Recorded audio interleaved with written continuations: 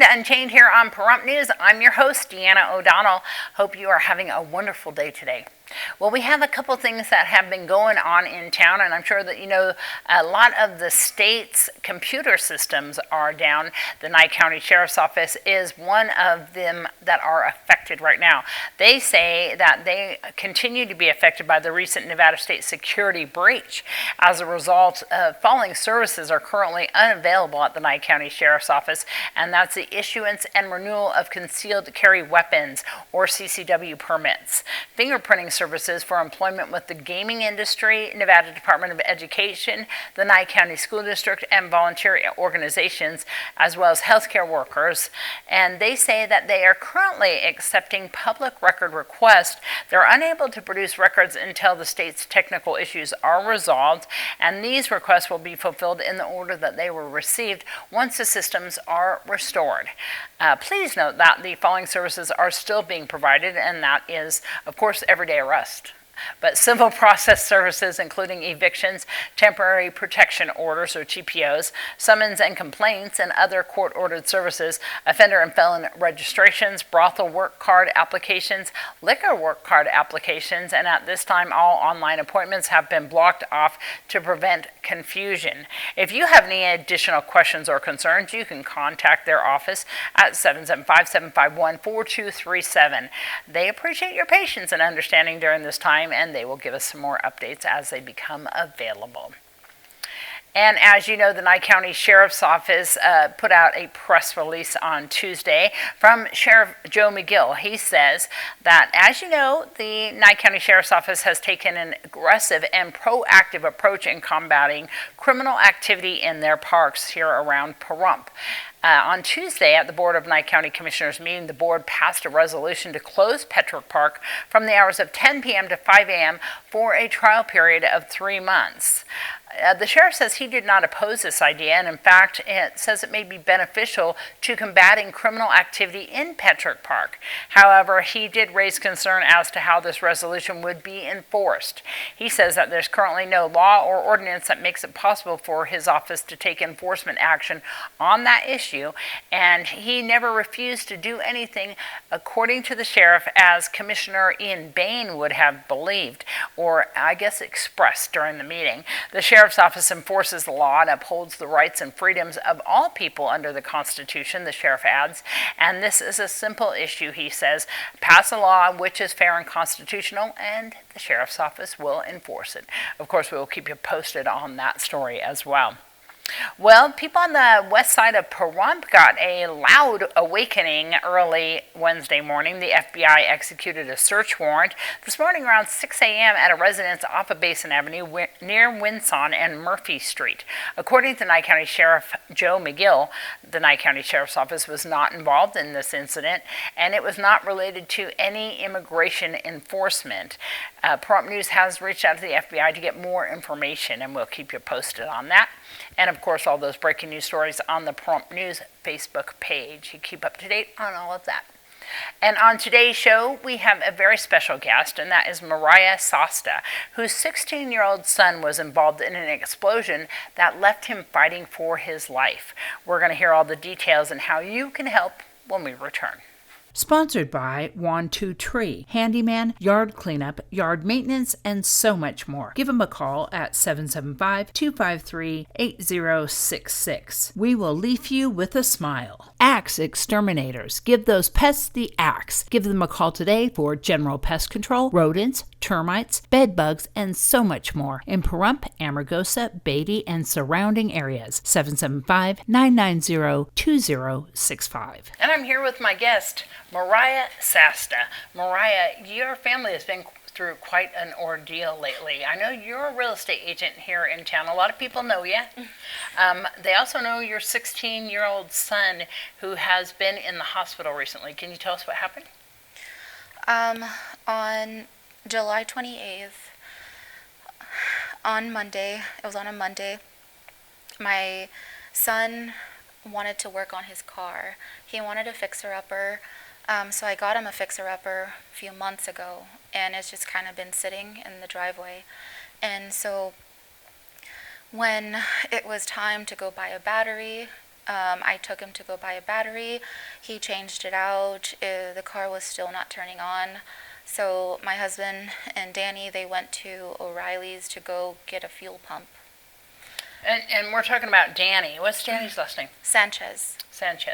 And 16-year-old, his first car, right? Yeah, it was Yeah. going to be his first car, and he wanted his first car to be a fixer-upper. Yeah. So What kind of car? it's a 2002 BMW. All right. So he was probably pretty excited about it, right? Yeah. But you guys were trying to diagnose what the problem was. So a Yeah. fuel pump. So it was getting a little late, so I didn't go with him to go buy the fuel pump. My husband and Danny went to go buy it, and then I started on dinner. We have a 2-story home, so I was on the 2nd story cooking. And then Danny's best friend was with them, and then next thing I know, his friend is coming upstairs asking if I could give them some water because Danny burned himself. Oh. And I was like, "Oh, you're joking." And he goes, "No, really, might I have some water?" And I don't think he knew exactly like how bad it was. And then I was like, "Okay." So I grabbed a pitcher, started filling water, and I hear Danny screeching coming in from the house. Oh, I'm sorry. Mom, but like a high pitch screech. I drop the pitcher. I run downstairs, and my husband was coming out of the garage yelling for me to call 911. I didn't even think. I turned right back around, went back upstairs, grabbed my phone, ran back downstairs. Danny's screaming, "Mom, help me," high pitch scream, and told him to go into the shower. I was on the phone with 911. Did you see him you saw what he looked like at this point? He was naked, holding himself. His skin all over was peeling. My heart, my adrenaline was, first thing was, my son, I need to help him. There's no time to break down right now. So I was on the phone with 911. He was in the shower. I turned the cold water on, and I was spraying him and on the phone, and he was just like this far away from me. "Mom, help me, Mom, help me," just screaming. And I'm just like, "I'm so sorry." Like, it was very traumatic. And then when I went outside, I screamed for his friend to come and continue spraying him, and I ran outside to tell the ambulance and, to where we were and stuff like that. And Danny had a towel wrapped around and came out, and the ambulance, the firefighters kind of seemed very relaxed, and Danny's screaming in their faces, "Help me, help me." And they were just looking at him and just walking past him. And I was like, "What is going on? Like, why aren't they helping him?" And then the ambulance came, and then the 3rd firefighter came out and was like, "It's okay, let's come this way," very calmly. And I was like, I was freaking out. Sorry, I'm just... Yeah. Did he explain to you right at that time what was happening? Like how No. it happened or anything? You just saw Yes. your son coming at you asking Yes. for help? Gosh, Yes. it's just heartbreaking to even think. I didn't ask any questions. I just knew I needed to act and, get him help. And then we got into the ambulance. We went. And then I didn't even ask questions. My main focus was getting him help. And we went to the trauma center at UMC. It's about 25 minutes from our home, which felt like forever. Did you go by ambulance then? Yeah, we went on the ambulance, and then, sorry, it's just, every time I say it, I have to. Was his friend there during that time when it happened? His Was he friend, explaining what happened to you? I Just think he was everybody in was shock. just trying to Yeah, deal with what was happening at that time. I mean, just a mother's nightmare, right? my husband was on the other side of the car when it happened, and his best friend was on this side of the door. The door was open. My son was on this side where the fuel pump is. Something sparked and exploded. And so he possibly got fuel on him and then caught fire. I'm not is that what they think? 100% sure. Or they don't know. They still don't know. They just they knew he was changing out the fuel pump, and the battery was connected. After the fact, there was multiple people coming to me saying, was the battery disconnected? Was the battery disconnected? I said, no, what does that have to do with anything? If you're working on a car and you do anything with the car, disconnect the battery. Disconnect the battery. I don't know how many people I've told, disconnect the battery if you're going to work on a car, because it can trigger other things. Yeah. And so they think possibly a spark or something Yes. happened with that. Was his dad outside with him at that time? Or? Yeah, his stepdad, my husband, Okay. he was right on the other side of the car. So from what he told me, there was the explosion, and then Danny ran a few steps, got on the floor, started rolling around in the street. And my husband took off his shirt and started like patting him down. Oh, okay. And then told him to go in the house. And then that's when I heard him screaming. Okay. And then this happened in Pahrump? Or you This said happened in Vegas. Yeah. We moved to Vegas about a year ago. We've been in Vegas for a year now, August.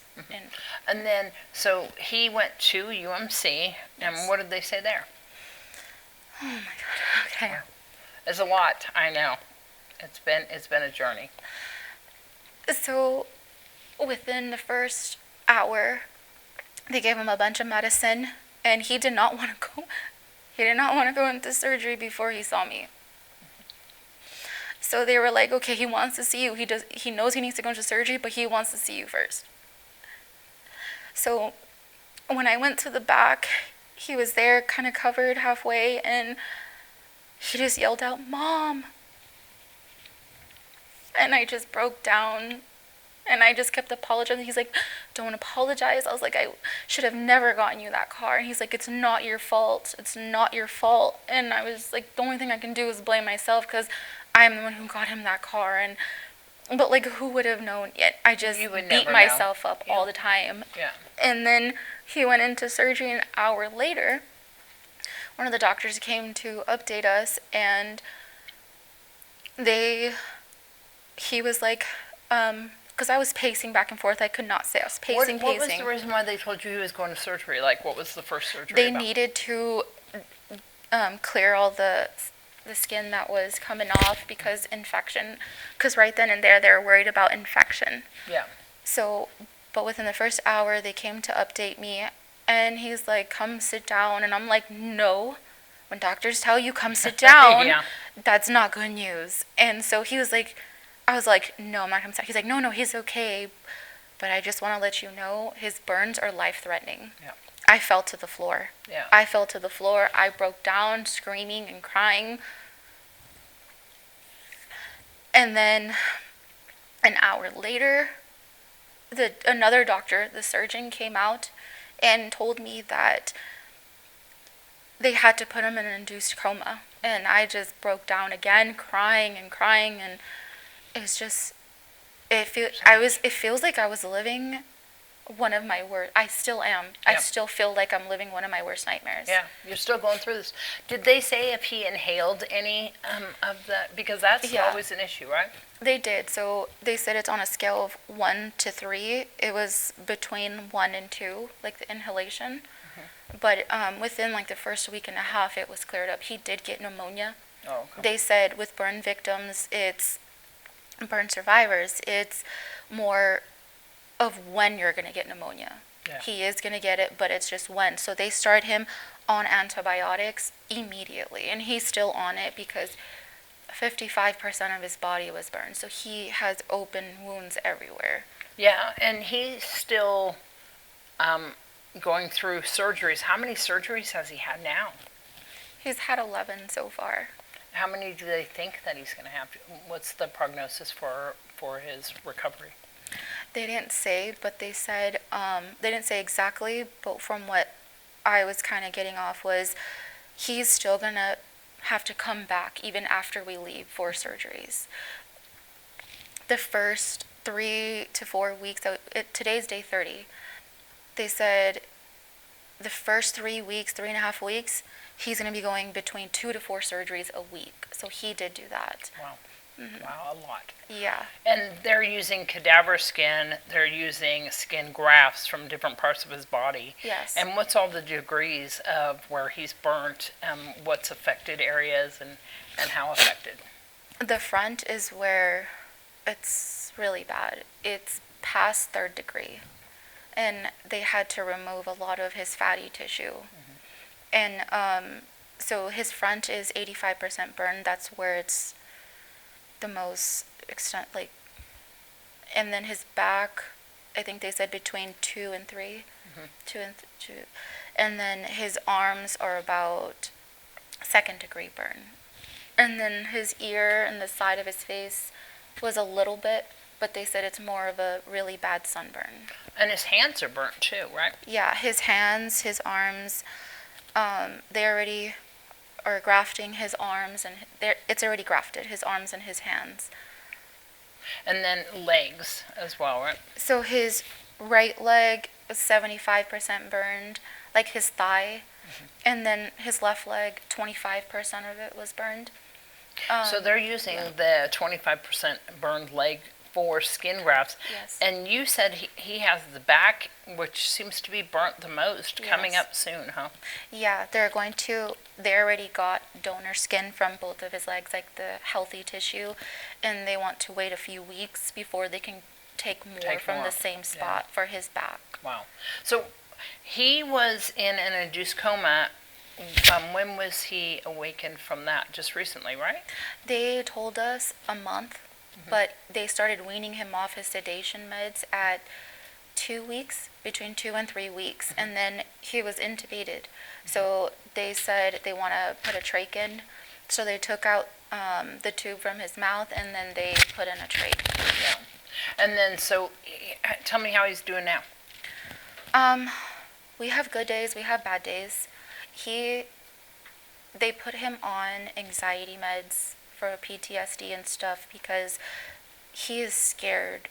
He's scared. The doctor said you have to look at him like a toddler all over again. Yeah.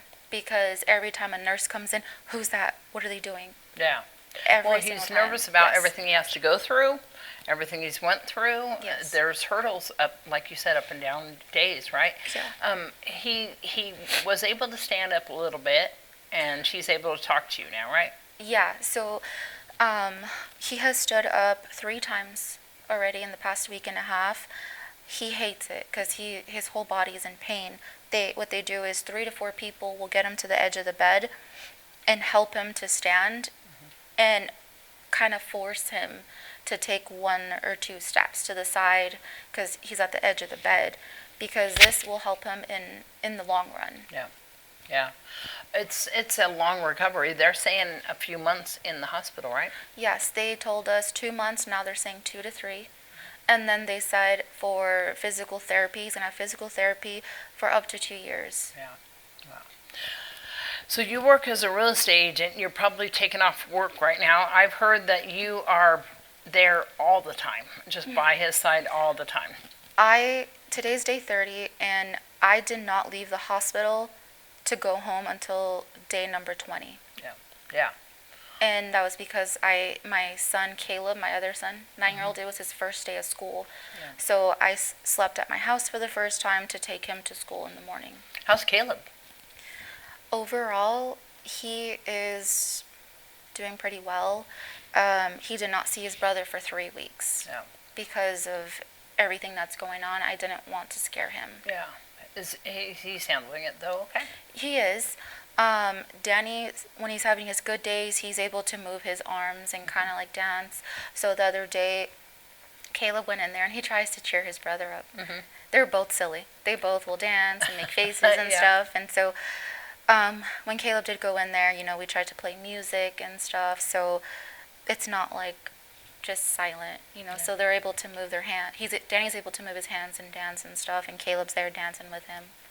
So insurance, how much are they paying? I know it costs a lot for you to take off work, but also there's treatments that aren't covered, and travel, and just, being, the cost that it takes for all of this. What are you guys looking at right now? I asked the billing department because they came to speak to me a few times, and all they can tell me is right now the insurance is paying for stuff, but towards the end of our stay, she's going to come back and let us know because it's not going to cover the entire thing. And she also mentioned 3 things. I can't remember the other 2 because it was within the first few days that we got there. But one of the things is physical therapy. Our insurance is going to cover physical therapy. And physical therapy is very important to recovery. He's gonna And you need have a 2 to couple 3 years times of a it. week. He's going to need 2 to 3 times a week for 2 years, they said. Wow. There is a site set up for you guys. Let's talk a little bit about that, because this is something that is really important that you guys have going, and that is for donations, which is Give, Send, Go. Not GoFundMe. It's Give, Send, Go. And there's a reason why you decided to do that. I understand a lot of people can't afford to give, so you can also go on there and just type in a prayer. Yeah. And right now, I feel like prayers is what's getting me going and Danny going and everything right now. So 100%. 100%. And we want to let everybody know it's Give, Send, Go, and it is Lift Danny in prayer and support. If you can give monetarily, do so. If you can, just give Danny and the family your prayers, then that, of course, is super helpful. But Give, Send, Go, and that is Lift Danny in prayer and support. What are we doing next? What's coming up next for Danny right now? So we went from 2 to 4 surgeries a week to now he's had all his major surgeries. Now it's once a week, because his donor sites need to heal in order for them to take again, to put on his front and his back. The thing that he has going for him, besides an amazing family and support from our community, is that he's 16 years old, but he's going to be through a lot. So if you can, go to Give, Send, Go and lift Danny in prayer and support. That would be so helpful. Thanks so much for sharing his story. Keep us updated. I will. As well. Will do. All right, we'll return in just a moment. Thanks so much, Mariyah, once again for coming by, and definitely donate if you can to help out Danny. Well, we're going to go to our Save a Pet this week with Christy Sigmund. Sponsored by One Two Tree, handyman, yard cleanup, yard maintenance, and so much more. Give them a call at 775-253-8066. We will leave you with a smile. Hi, I'm Christy Sigmund at the Nye County Animal Shelter, and I am with Miss Crumble Cookie. So Miss Crumble Cookie came to us about 2 months ago. She was a stray running at large. And since she's been here with us, she has proven that she is just a big sweetheart who just wants to be a couch potato. She is cautious, but she listens very well. She walks really well on a leash, although sometimes she likes to tug if she sees something that's interesting. But overall, she has been a wonderful dog here, and she is just ready for her forever home. So if you'd like to come and meet Miss Crumble Cookie, come down to 1580 East Seary. We are open Monday through Saturday from 10 a.m. to 5 p.m. and Sundays by appointment. Give us a call at 775-751-7020 or visit 24petconnect.com. Thanks so much, Christy. We want to remind everybody that the Nye County Animal Shelter is celebrating 3 years. They're having an anniversary, and that will be on August 30th. And you know what? Animals are fee-free, and that's thanks to NBC and Nye County Commissioner Bruce Jabbour, who has picked up the remaining cost from the Clear the Shelters event. So go on down there and get a new pet and, enjoy the day down there, because they're going to have a food truck, lots of animals, and lots of mingling. So for more information, you can go to the Nye County Animal Shelter's Facebook page. Well, that's going to wrap up this edition of Unchained. I'm Deanna O'Donnell. Good night.